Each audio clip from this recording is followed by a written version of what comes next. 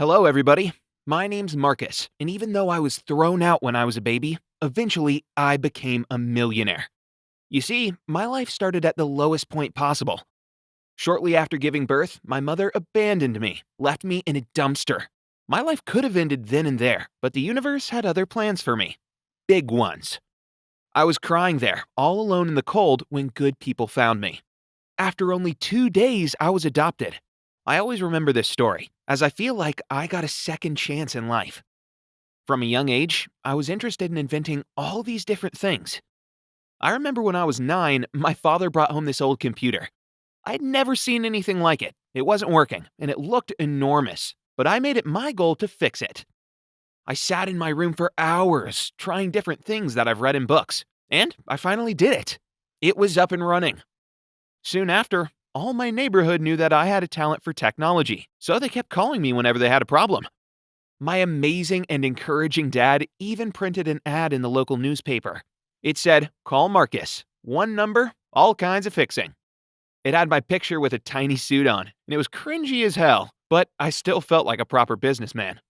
It was the start of my career.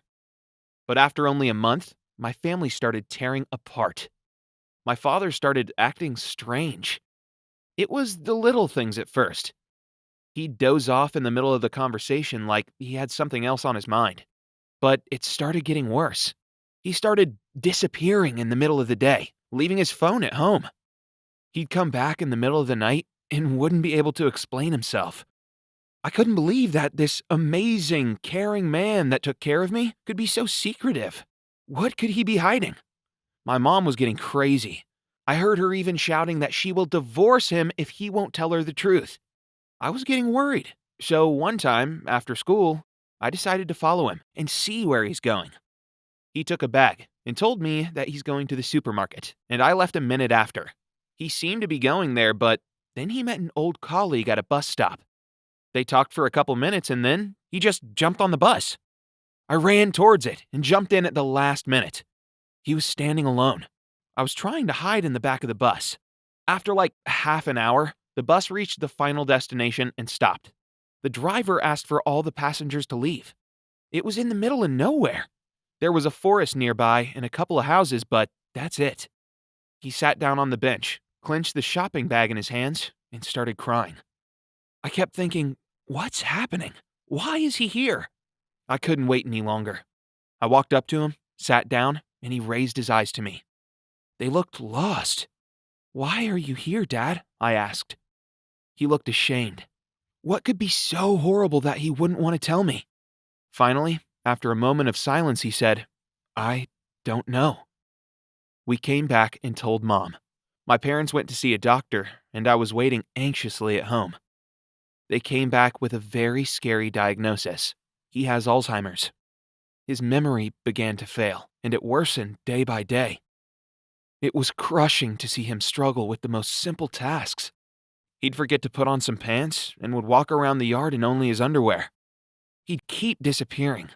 I hated feeling helpless, so I decided that I'll do something about it.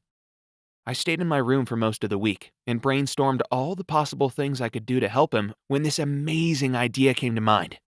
This little thing not only saved my family, but turned me into a self-made millionaire at 15.